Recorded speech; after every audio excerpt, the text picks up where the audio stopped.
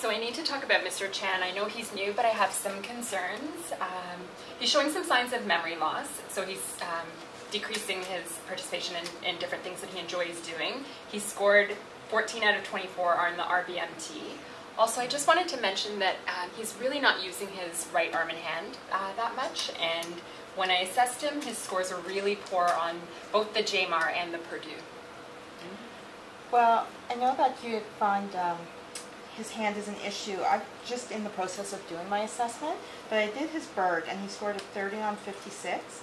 So he really needs to use the walker. He's not really interested in using it so much, but he needs to be encouraged to use it, and he needs to be reminded every time he comes to use the walker. The other thing I find in our session is just he smelled really strongly of urine. Well, you know, from a nursing perspective, I mean, he has BPH.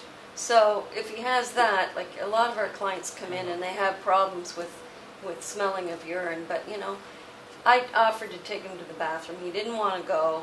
His family said he doesn't want to go. You know, this is going to be a big issue, so it's something we really have to look at. But right now, you know, it's really busy in the clinic, so I don't know if you have any other suggestions. Maybe we'll have to. But you know, it's not just that. You know, I think there might be some swallowing issues. We just met the other day for the first time, and I didn't do any formal testing, but he was sipping his cup of coffee. Everything seemed fine, but towards the end, there were a few coughs there.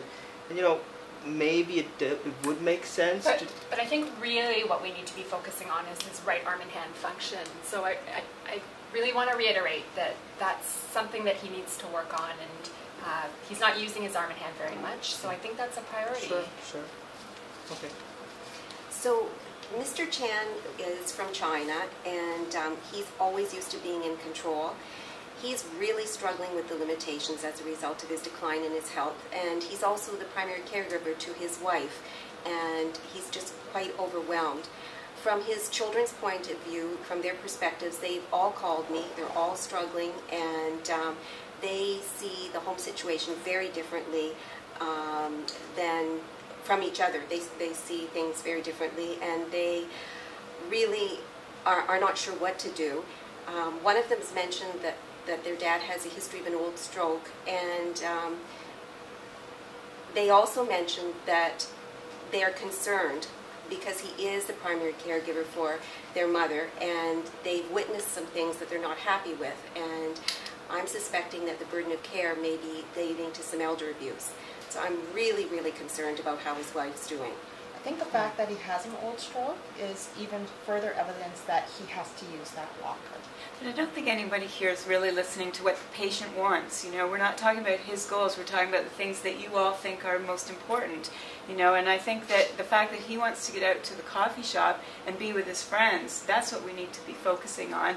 Yeah, I get the importance of the other stuff, but I think we need to really focus on what the patient's saying. Yeah, but maybe, you know, if he had you said he had a CVA a few years ago? They weren't sure. They couldn't give me any further information. It was just mentioned.